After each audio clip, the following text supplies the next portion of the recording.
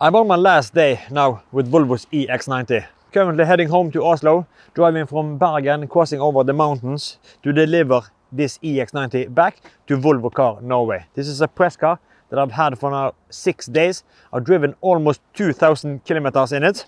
But in this video, I wanted to give you my good, bad and ugly with Volvo's EX90 after 6 days and 2,000 kilometers.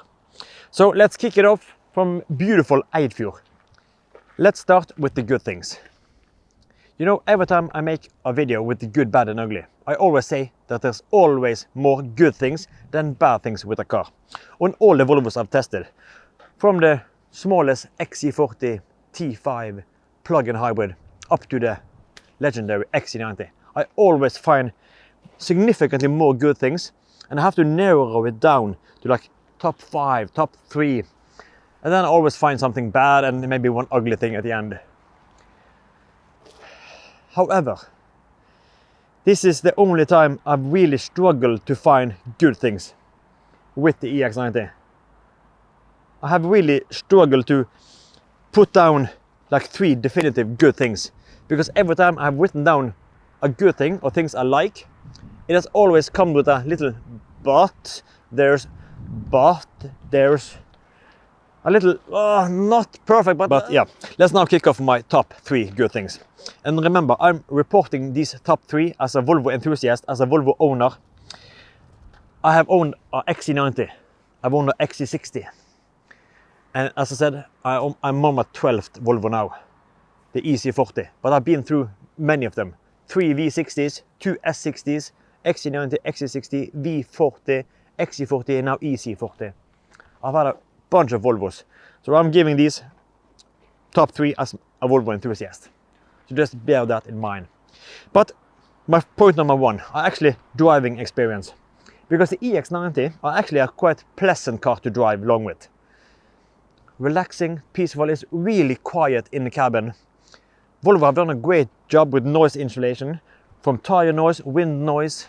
It's really relaxing and peaceful in there. You also have delicious seats. These are absolutely amazing. Not a super fan of the upholstery, this Nordico, but the seats themselves really supportive and good comfort for long distance driving. And not to mention the wicked Bowers & Wilkins stereo. I've had the Bowers in 5 different cars, and this just takes it to the next level. It's so darn good. It plays so strong, so clear, crystal clear and sharp, and with a lot of punch.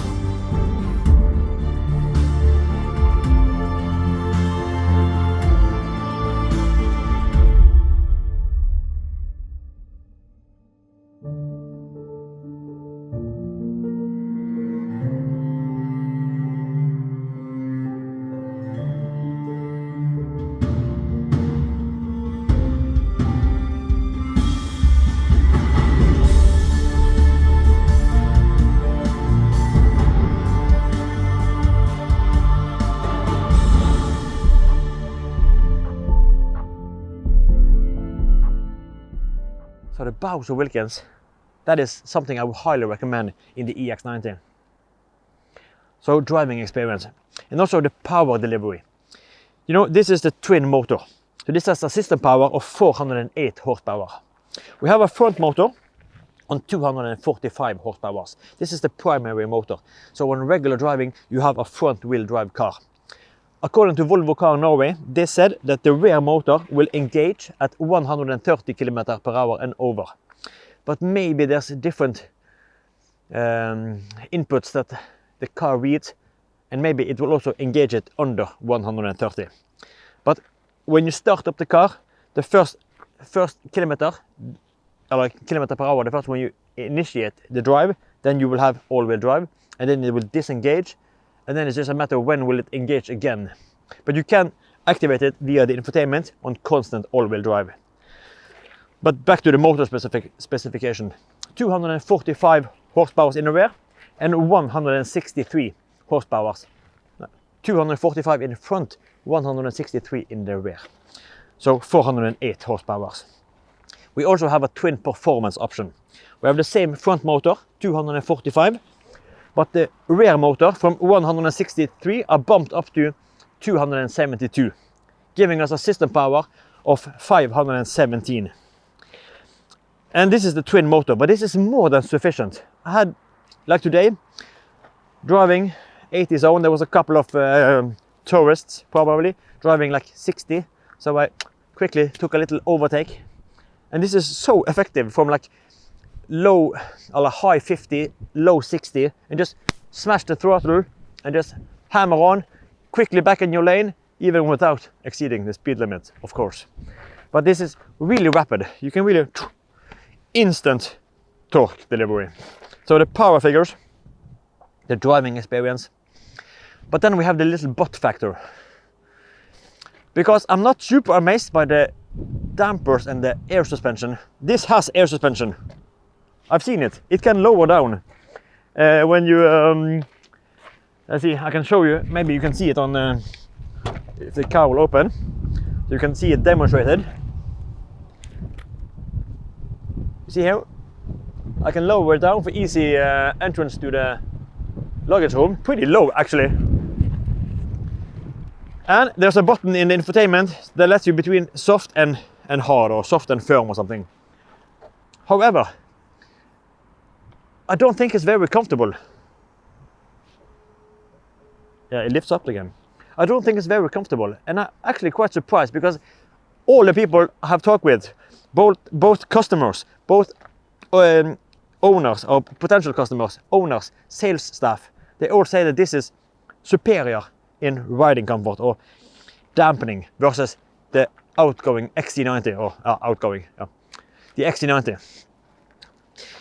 But I can't say that I agree. On regular, even like highway driving, even tarmac, then it's really quite comfortable. But on these small, quick imperfections, or like a little speed bump, or like a little pothole, these can be really, really hard. And I think the XC90 handles them significantly better. But I've had a previous EX90 experience as well. I had like 2 hours test driving up in Luleå. And that was another EX90 twin performance, also on 21-inch alloys. And I thought that was significantly more comfortable. And I actually think that this is, in some areas, almost uncomfortable. And I have gotten to this point that I think that there might be something wrong with this car. Because it's not as comfortable as I had thought from the previous EX90 experience. And it doesn't suit everyone else's opinion that this is superior. This is like a floating carpet. This is not a floating carpet. This is a floating wooden board. It's just so hard sometimes. It just smashes up. So that's why there is a but. Driving experience, but. The next point comes down to range. That is a much shorter topic. Shorter point. But the range. I'm really impressed over the range of the EX90. Highway driving, I managed to drive 420 kilometers on highway in good speeds, like 120 kilometers per hour, like 75 miles per hour, if I remember correctly. Good speeds, 420 kilometers. And that is, I think that is quite impressive for such a huge car, to go 420 kilometers on highway. I also managed to drive from Oslo over to Bergen on Thursday. That was the distance of 505 kilometers in one charge. And it was raining like half of the time. Wet roads. And I drove 505 kilometers still with 2% remaining. So both the highway and also the long distance driving over the mountain here, really, really impressive. And my butt point there are, yes, the range is good, but the XC90, a plug-in hybrid, would just crush this on range. So as an electric car, it's good range. But there's, yeah, but.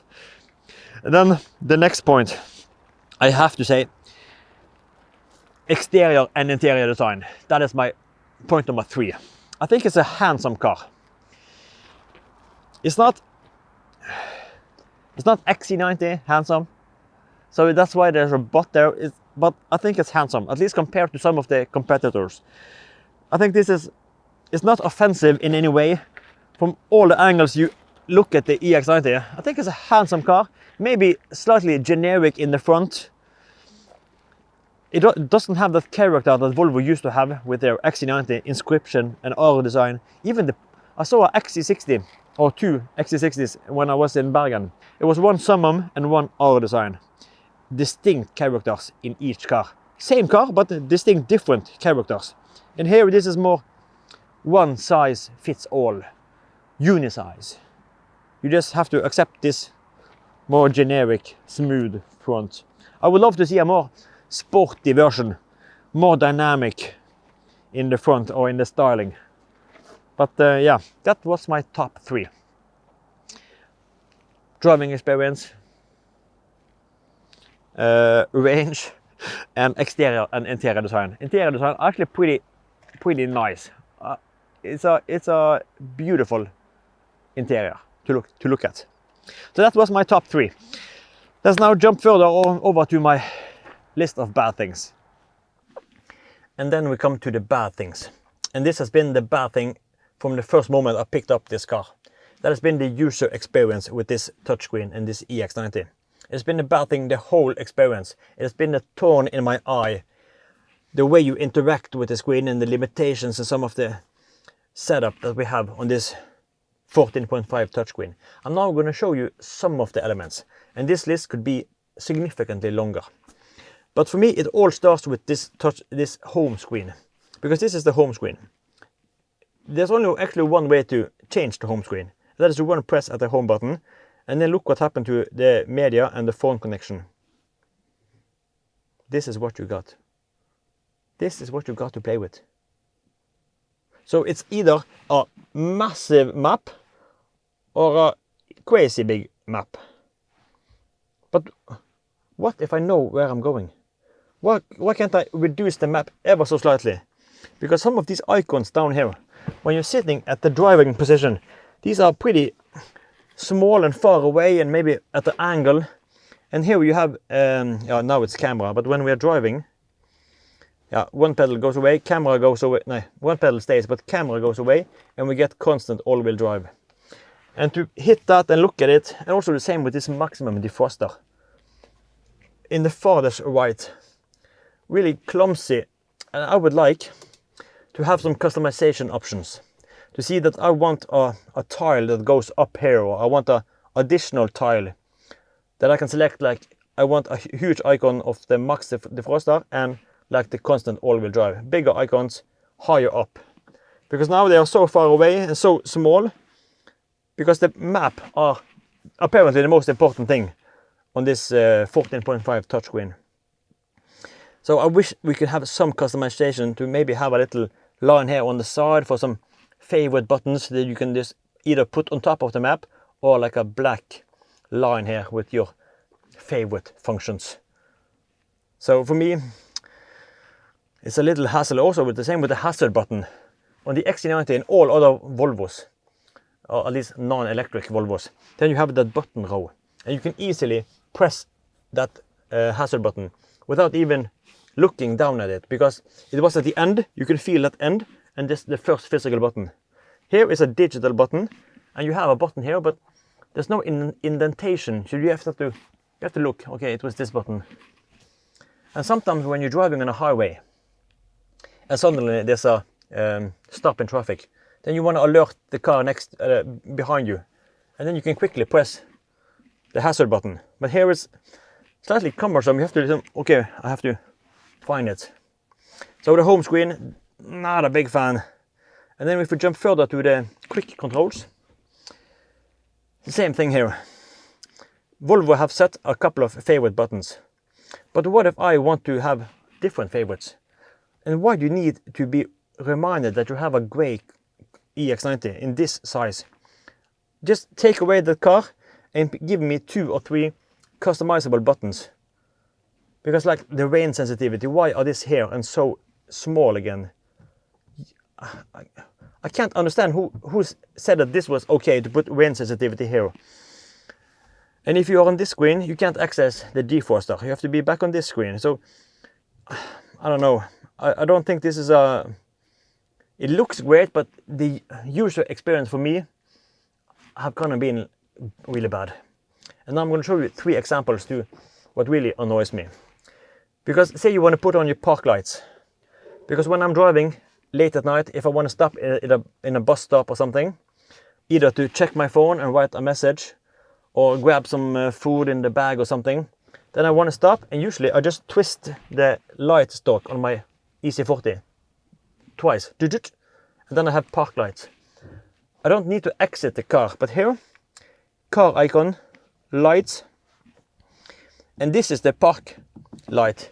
You can't engage it because the car is running and it's in park, but no, not accepted. You have to open the door and then you can activate the park lights.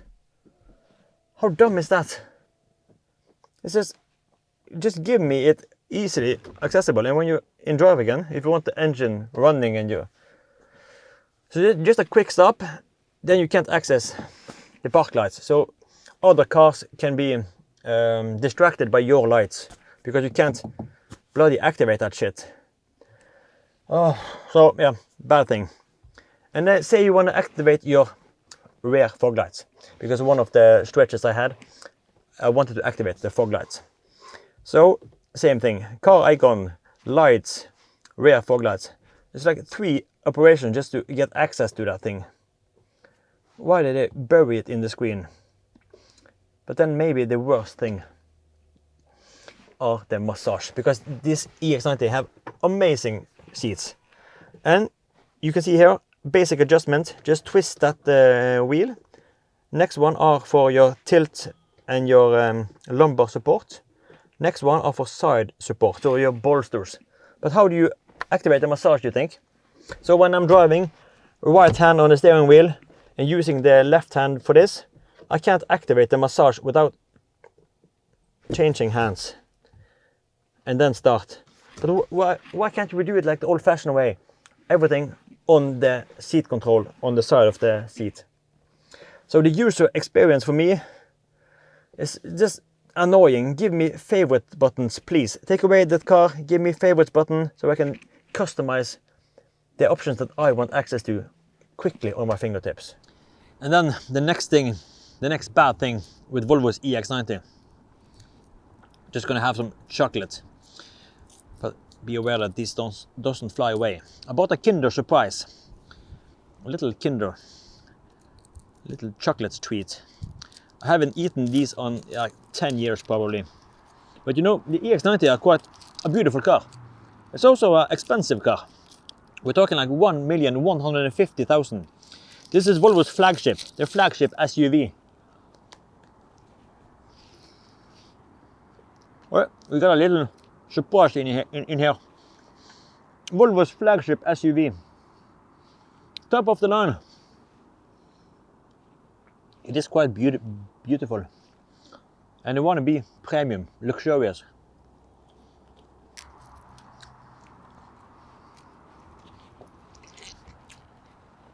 Good chocolate.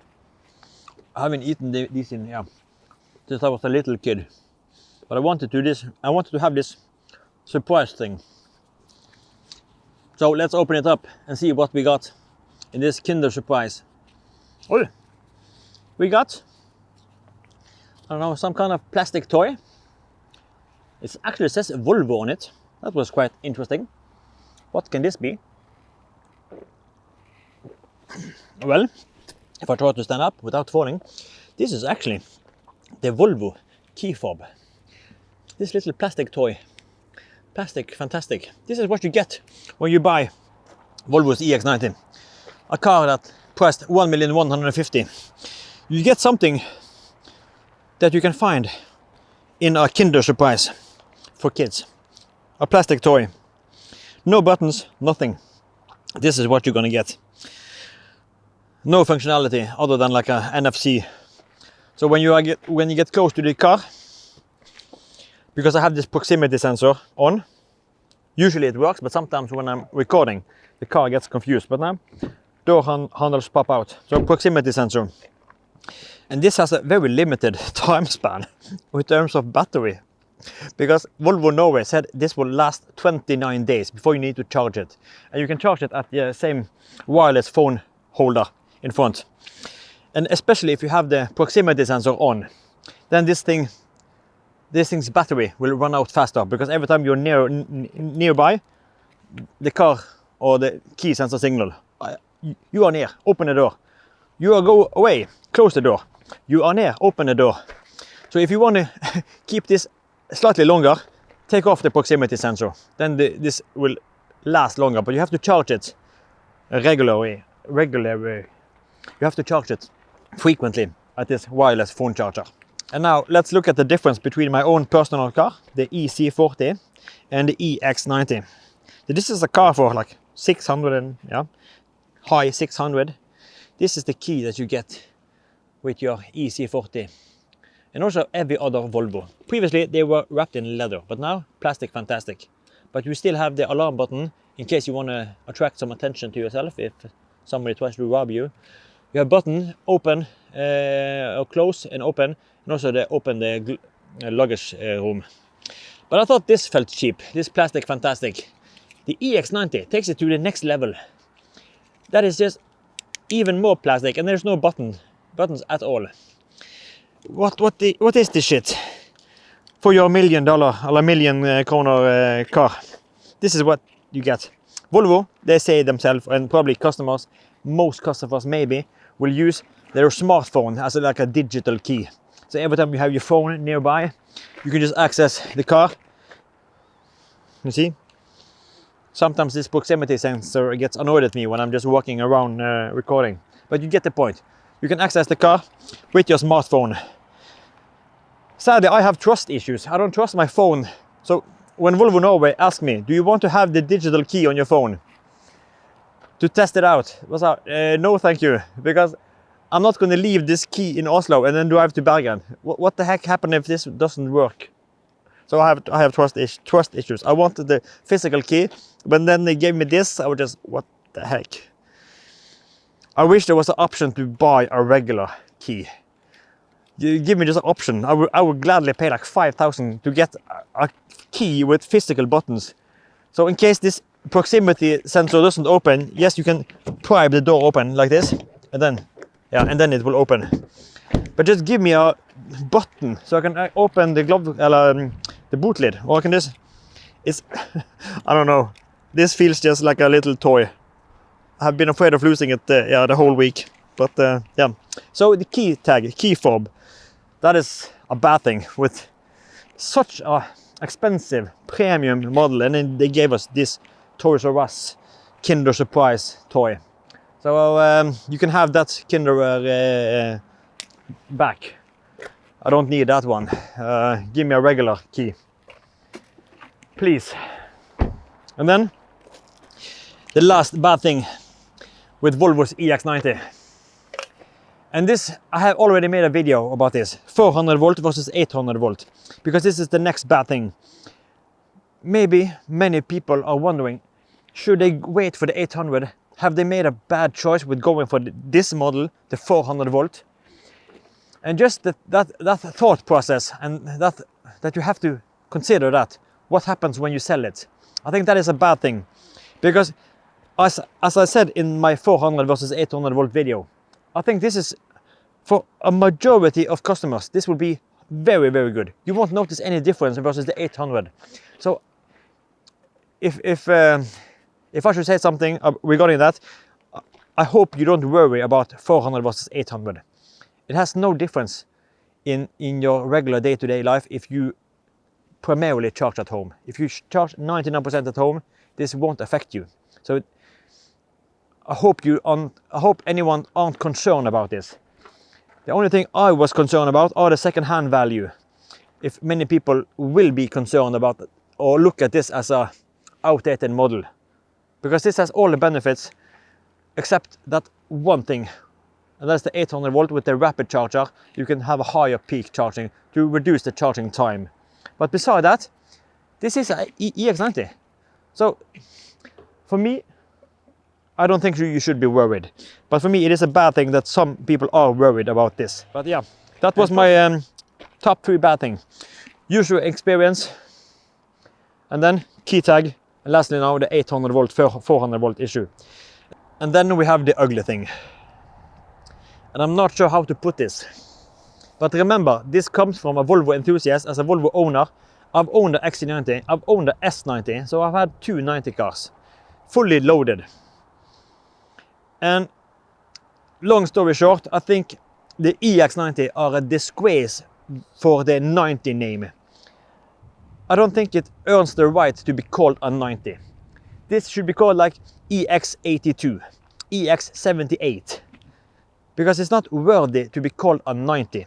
When you call something 90, that commits. You have to follow up with some options, some interior luxury that this one doesn't offer.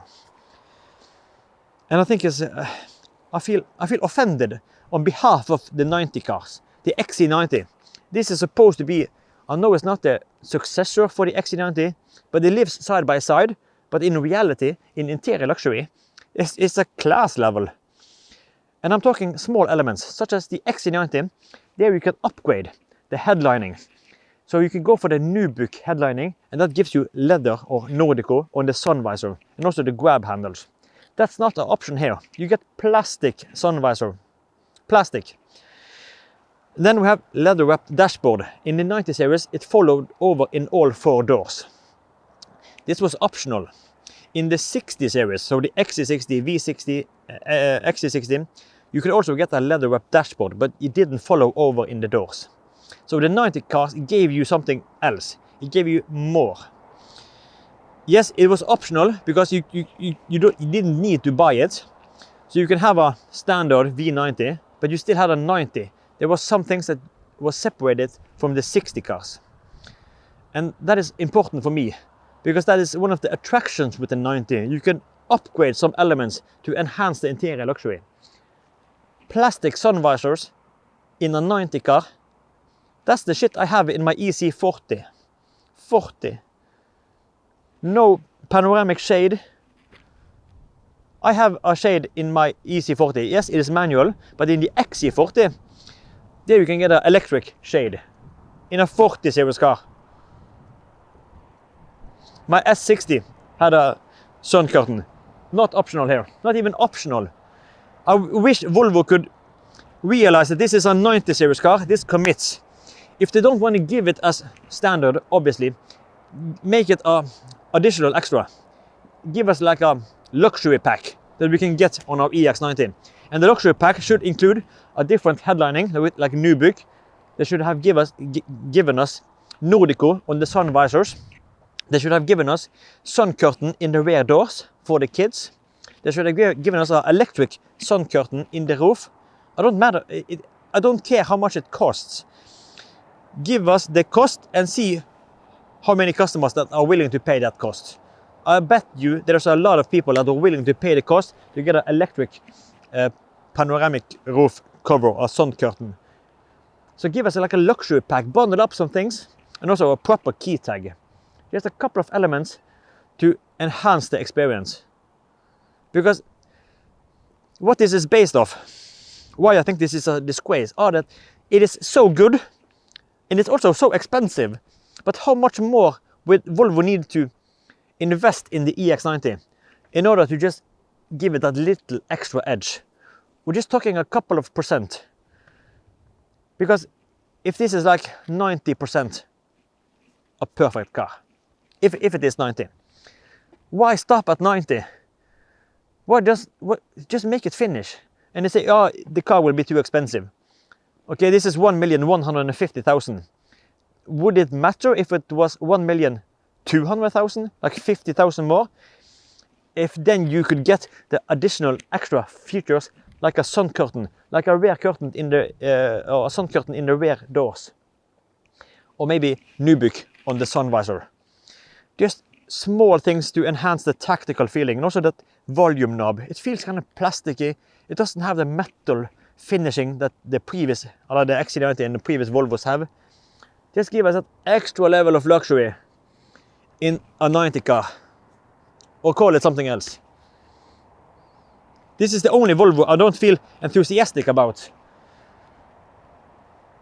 And that is the first Volvo on 15 years that I don't think I would buy this today. All the other cars, I could buy a XC40 T5 plug-in hybrid. I could buy a S60. I could buy a V60, V60 cross country. I could buy all Volvo's current cars, except maybe the EX30 because it's missing a driver display, and also, surprisingly, also this. It doesn't. I don't vibe with it. I don't feel connected to it. I feel it's like a distance between us. So this could be the only car that I don't want to buy. Maybe I need to think about another car. Maybe the last plug-in hybrid that we will see here in Norway, the XC60, the redesigned, facelifted XC60. Maybe this will be my next Volvo instead of the EX90, instead of the ES90. That is basically the same thing. Yes, you have amazing seats, amazing bowers, but with this kind of experience here, I think the XC60 and the XC90 are still superior. Even the XC60, I think, are superior in interior functionality and to some extent some luxury vibes over this one. So I think that was the mic drop. I'm out of the EX90. I think we have to end with something more cheerful, because there's one cool thing that Volvo have in the EX90. You know, safety are important for Volvo, and the EX90 are no exception. This is a safe car. I feel safe when I'm driving the EX90. We also have a lidar on the roof, the taxi hump, but this will take one step further with safety, because this has awesome nighttime capabilities. This can look like 250 meters in front of the car in complete darkness to look at pedestrians along the road or animals crossing the road. So when this gets full functionality, this will be a huge step in safety. But the EX90 also have a new function with occupant safety. They have a sensor on the inside of the car in the headlining, 4 sensors to look at the seats. I have tried to trigger it now to put it in my camera bag to try to mimic a passenger. And I will try to lock the car and just walk away. And then you can see what happens.